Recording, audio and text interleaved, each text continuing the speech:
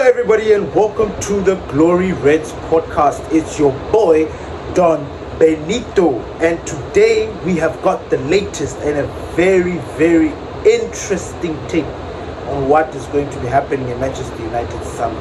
We have got the update on Yan Diomande. We're going to be talking about that. Manchester United in communication with Jarad Branthwaite. As you remember, Branthwaite is a player that Manchester United have been coveting for a very long time. He could have been at Manchester United at one point, but the deal fell through. So we are going to be talking more about that. And then we are going to be talking about Sandro Tonali to Real Madrid. What's going on there? What's happening over there? Then we're going to be talking about Christian Orozco, the 17-year-old Colombian wonder kid that is set to join Manchester United in the summer. We are also going to be talking about a surprise attacker in Joao Felix. Now, as you know, Joao Felix came from the ranks. He came from Benfica, went to Atletico Madrid, then went to Chelsea, and fell out. And then now Manchester United apparently are in pole position to sign the player. So we are going to be talking about that. And also another surprise attacker, Kipren Thuram from Juventus. Manchester United have been linked to the player. And without further ado, ladies and gentlemen, let's get into it. Now, Yan Diomande, a player that we've been talking about for the longest time on this channel. We have been linked with this player, especially during the African Cup of Nations when he was representing the Ivory Coast. We were linked to him. Manchester United were in pole position to sign this player. Manchester United wanted to sign the electric winger because, as you know, Manchester United are looking to bolster the left wing. It is a serious position that they are looking to strengthen this season, and so many names are now being linked. I mean, we have got Yan Diomande, we have also got Matheus Mane from Wolves, then there's also Anthony Gordon from Newcastle, also Ilman Ndiaye from Everton.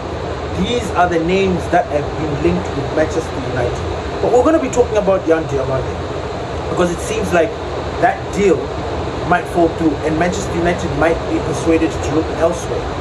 Why do you say that? Well, according to Florian Plettenberg, the German outlet, he has said that RB Leipzig are set to offer Diomande a new deal so that they can thwart any possibility of any other team to give. They're planning on giving him a new deal with improved a new and improved deal. Now, together with this deal, they are planning on not having a release clause. Now, the reason why they're doing this is because if Manchester United or any other club, well, I just think it's only Manchester United because the story said Manchester United. I'm pretty sure other clubs, if they make this deal, somehow these teams are going to do a deal. But because it's Manchester United, I just feel like we always have an uphill battle. Now, according to these guys, the reason why they're offering him this deal with no release clause is so that they can be in a very good position. They can decide to offer up crazy amount of money if we wanted to take him out of RB Leipzig. And we know Manchester. We know them. If the deal is too high or if the deal doesn't make sense, they're going to walk away from the deal. Which means that there is a possibility that we might miss out on Yan Diomande, which will give license to other teams who I believe are going to have an easier way or an easier path to get this player. And that gives me some sort of concern, because we were thinking to ourselves that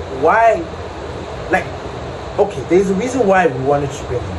And I always had this theory that a lot of these African players, you've seen it with Everton, Yan Diomande, not with Ndiaye and just Ganagaye. We've seen it with other teams where they've got two players from the African nation, obviously to build that camaraderie, and because there's already somebody in their team that can. We already have Ahmad playing on the right wing. Imagine having Yan Diomande as electric as he is on the left wing. Then it will boost his morale because he's got his countrymen there. But now that deal seems like it is going to fall through, with RB Leipzig set to offer the player a new deal with improved terms and no release clause. That is going to considerably change the way Manchester United look at the player. It is going to cause them to move otherwise, to move in a different direction. Now you might think that that is a blessing in disguise, because at the end of the day, we want Premier League proven players, team or players that have come from other leagues, have come to the English Premier League and have struggled to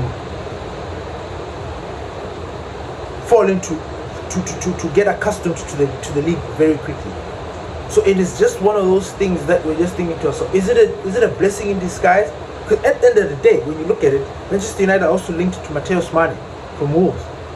Now, Wolves we already know are being relegated. That is a given.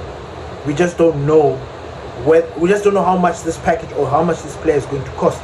And if Manchester United are actually going to be willing to go and get this player. Then there's Anthony Gordon. We know that Newcastle is a rival to Manchester. What's that deal going to look like? Is it going to be expensive because of the British tax? Because we know British players, for some reason, their price tags are always big. And then there's Iliman Ndiaye from Everton. Manchester United are also looking to bring him. They think that he's a very good fit for the club. So I'm thinking to myself, what are we going to be doing? What do you guys think that Manchester United is going to do when it comes to this left wing position? Because it is proving to be a headache. Moving on. Manchester United in for Jarad Branthwaite. Now, we have been in for Branthwaite for the past 2 seasons. I think even before Erik ten Hag left, we were in during Erik ten Hag's reign, we were in for Jarad Branthwaite. For some reason, Everton offered him a new deal. He signed that contract, and then he ended up, I think, picking up an injury, and he was out for quite some time. But he's back, full fitness. He's now back with the team. He's playing. Manchester United have rekindled their interest. Now, according to Ben Jacobs, the football journalist in England, Manchester United had held meetings with Jarad Branthwaite's representatives. They talked, and Manchester United see the player as a long-term replacement for Harry Maguire. As we know, Harry Maguire is set to sign a new deal, 1-year deal with a further extension. But that is not enough, because by the time he leaves this club, he'll be about 35, 36. Manchester United are planning for the future. Jarad Branthwaite, I think he's 22 or 23. They see him as a likely replacement for Harry Maguire. But let's not forget that we've got players like Aiden Heaven, who, by the way, is a very good centre-back. We've got Lenny Yoro as well. We've got Licha. And Licha, we need to talk about him as well, because it is now starting to be proved to be an issue with Lisandro Martinez. But that is a story for another day. Moving on. Sandro Tonali, the midfielder that Manchester United have put at the top of their priority list, has been offered to Real Madrid. What does that mean? What is that? Like, this is now becoming a drag. This is now becoming a problem, because we have been linked to so many midfielders this season. You guys know them. Adam Wharton, Angelo Stella, Carlos Baliba, Elliot Anderson, Sandro Tonali, Bruno Guimaraes, to name a few. These are the midfielders that Manchester United have been linked with. But Manchester United have already put Tonali at the top of their target list. He was the player that was seen as the likely replacement, because he's of age and he has had an amazing season with Newcastle. But according to reports, Real Madrid have been offered Sandro Tonali. Now, initially, I was excited on the prospect of Tonali because Italy did not qualify for the World Cup. They were disappointed again, which meant that it would be easy for Manchester United to move on with this deal. solely because he's not going to the World Cup.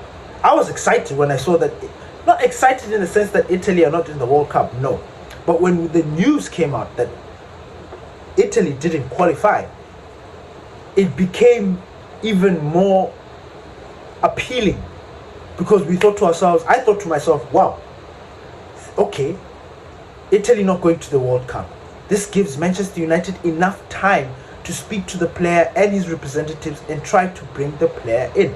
Not wait for the World Cup, because a lot of the players are going to be waiting to discuss their future after the World Cup. And with them being knocked out of the World Cup or not qualifying for the World Cup, it gives us the edge. Now the story comes in that no, he's been offered to Real Madrid, and I'm sitting there thinking to myself, but why? But why? Manchester United now need to move, because everybody is moving crazy in the transfer market. Now I only say this because I know how other teams move in the transfer market. They do not waste time. They go in there, they speak to the representatives. I don't know what it is that they say. They've got proper negotiators. They go in there, they offer the deals, and you find out that other teams end up getting a good deal for these players. Unlike us, we have a history of overpaying for a player, or teams trying to take a piss, offering, demanding large amounts of money because they know Manchester United is a big club and they've got the money. We have not had money. We have been going through a crisis as a club. A lot of budget cuts, ticket prices going up. It has been a drag. Our only saving grace at the moment now is the fact that we are in pole position to qualify for the Champions League, which, by the way, we are going to get some sort of money from that. And also we know that we've got a lot of players that are leaving. Jadon Sancho, Marcus Rashford, to name a few, are players that are seen that are going to be leaving. Rasmus Højlund, or Andre Onana. These are players that are going to be leaving the club. So obviously Manchester United is going to have some sort of change. But it reaches a point when they'll start saying that we need to sell to buy. And that is a concern. So what are we trying to do? What are we doing in this transfer market? At the moment, it's all speculation. It's all Manchester United are admirers. Manchester United want to do this. And it's not giving us that confidence that we're going to get any of these players that we are linked with. And history has shown that Manchester United, every single time when they look for their top target, they never get them. And when they do get them, it is by some luck or some grace or act of God. You know, I still sit back and look at the Euro deal, and I'm just sitting to myself, I don't know how we did that. I don't know how we were able to persuade Lenny Euro to not go to Real Madrid and come to Manchester United when Real Madrid was in pole position to sign the player. That remains one of the biggest deals that we have done in terms of getting a player that we wanted, and that was wanted by a powerhouse like Real Madrid. So with all these other players that we are linked with also, and other teams, powerhouse teams that we know in the transfer market, they do not play, I am still curious and I'm still worried that Manchester United are not going to get their man. And with that being said, what does that mean for Manchester? What does that mean for the rest of our season? Because next season we're in the Champions League. We want to go further. Yes, we've not been in the Champions League for some time, but it gives us an opportunity to be there. And we also want to compete for the Premier League. I don't think we just want to sit there and just look at everybody else challenge for the title, and we not. And right now, our squad depth is looking very bleak. We've got a lot of injury-prone players that we kind of need to get rid of. We need to start making moves for them to leave the club and come back. But that is a story for another day. Moving on. Christian Orozco, the 17-year-old wonder kid from Colombia, midfield protege, is on the verge of coming to Manchester United. In fact, Manchester United are in advanced talks. We already signed the player. The player is ours. But because he's 17, Manchester United is waiting for the player to turn 18, and that is when he is going to be coming to Old Trafford. Now, I always ask myself this question. Very young players of that age never really get into the first team right away. So I'm curious to know, what is the plan for Christian Orozco? Is he the kind of player that we are going to try and groom? Is he going to go and play in the under-21s so that he can gain game time? Because we know that it's going to be a very tricky season. Or is he being seen as somebody that is going to be integrated with the club immediately as he arrives? He's going to be getting into the first team and playing for Manchester United, or be a substitute. I don't know. So that is a story that we need to look out for. The next story that I wanted to talk about caught me by surprise, because never in my wildest dreams did I think that this player could be heading to Manchester United. Now, this story could be false, but it is a story anyway that is out there. Joao Felix to Manchester United. Apparently, Manchester United are in pole position. In fact, they're in advanced talk with Al Nassr and the player's representative to bring him to Manchester.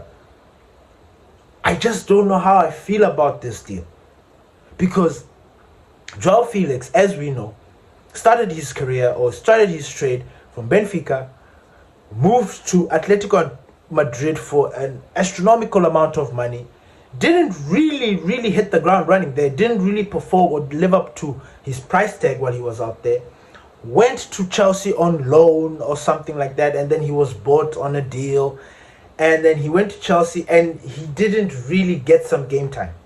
Now, according to him, all he wanted was some game time. Maybe they didn't see him as a likely fit for Chelsea at the time, and you know Chelsea with all the spending and play and buying of players that they were trying to do. We're still remain to see how he's going to be integrated, but Manchester United have been linked with him. And apparently Manchester United are literally the only team, not the only team, but the team that has an advantage, to say the least. Yes, Manchester United have an advantage to sign him, because they see him as a very good addition in our attacking positions. So I ask you guys, Joao Felix, what do you think about that? Another Chelsea reject, you know? Do we go in that direction? Do we hope that he's going to come in there? Because at the end he's still young. You know, he fits the bill of what Ineos wants at the club. So I was curious. I mean, I like the player. I like the way he plays. But now he's gone to Saudi Arabia, where we are not really sure how that league is. How is he going to come back? Yes, he's got some Premier League experience. But is he a good fit for Manchester? With all the attacking options that are available to us to go and sign. When you look at the likes of Anthony Gordon, Premier League proven. Ilman Ndiaye, Premier League proven. Mateus Mane. I don't want to say Premier League proven because his team is about to be relegated, but he's an exciting player. So there's so many. It is starting to become a drain listening to all these stories, because we're not too sure what Manchester United is planning to do. We need concrete evidence. We need the club to come out and show the interest like they did for Mateus Cunha, for Brian Mbeumo, you know, for Benjamin Sesko. You know, those stories, from the moment they were spoken. Yes, Benjamin Sesko, at least we could say that there was an up and down, because we were also once linked to Victor Gyökeres. We were also linked to Ollie Watkins, you know, and at the time we had Amorim. But according to what has happened after, Manchester United had always wanted Benjamin Sesko. So just like Benjamin Sesko, Mateus Cunha and Brian Mbeumo, I'm looking at it and thinking to myself, Manchester United need to give us some sort of confidence, some sort of big evidence that we are going to sign this player. Because at the moment, all these speculations are really starting to drain and starting to confuse us, because we do not know who we're going to get. Moving on, another player that Manchester United is linked with is Khephren Thuram of Juventus. Apparently Manchester United are in for the player. Now, I've watched this player. I've seen what he can do. I've seen what he has done for Juventus. He is a strong player. He is a strong attacker. He is somebody that would offer us something different into the club. I'm not saying that he's going to fit into the Premier League. I'm not saying that he's going to fit Manchester United's model. But being linked to him is also another story that I was thinking to myself, damn, imagine we don't get this player. Because we were also linked to Olise. Remember him? Michael Olise, who is now playing for Bayern Munich and having an amazing season for Bayern Munich. A player that was supposed to be a Manchester United player. But that deal didn't fall through. When that didn't happen, we had to look for alternatives. And that is my concern. We're looking at players that, in hindsight, are very good on paper. But for what we want at Manchester United and the finances and what Manchester United is trying to do, they are not moving according. And that is giving me some sort of... I'm stressed, to be honest. I'm really stressed. Because when you see us being linked with so many players, it's normal. I get it. I know it. Manchester United is the club. If you're linked to it, whether you're a journalist or a player, if you're linked to Manchester United, your appeal rises. Everything about you has got an upbeat, because if Manchester United is looking at you, other teams are, maybe some players are trying to renegotiate their contract. Maybe some journalist is trying to push the narrative for their player by linking them to Manchester United. So this Khephren Thuram story, I feel like it is one of them. I'm not too sure if he's the kind of player that Manchester United are looking to bring in. Yes, he fits the bill. He's having a very good season at Juventus. He has been stellar for Juventus. But is he what Manchester United want? Is he the kind of player, will Juventus want to part ways with one of their prized assets easily? With all the players, because we want a left winger, we want two midfielders, and we want a defender. How are we going to get all these players with the budget that we are not yet sure about? But if we qualify for the Champions League, we already know we've got 100M there. Now, I don't know. We still do not know what our budget will be for the summer. It has not been stated. We're still waiting to find out what Manchester United is willing to spend, apart from the Champions League money. Now, if they're trying to do all these signings and all these players, with some of them being from 30, like Joao Gomez from Wolves, the midfielder, Anderson as well from Atalanta, who Manchester United is also linked with, I don't know.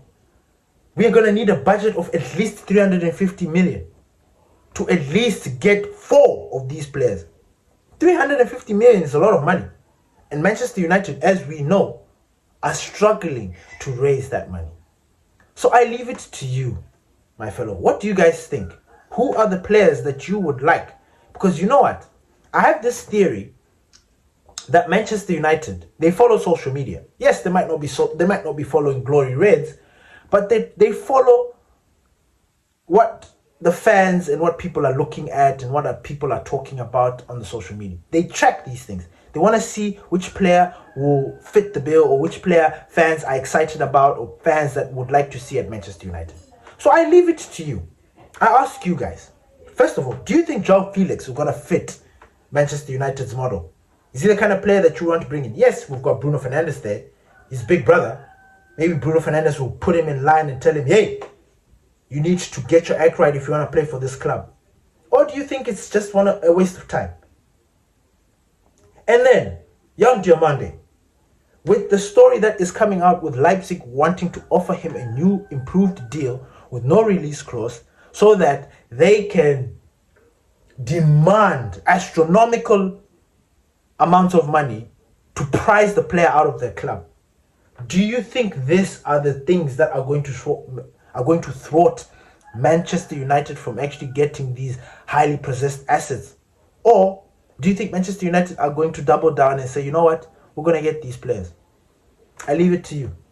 Thank you, everybody, for listening to the Glory Reds podcast. Peace.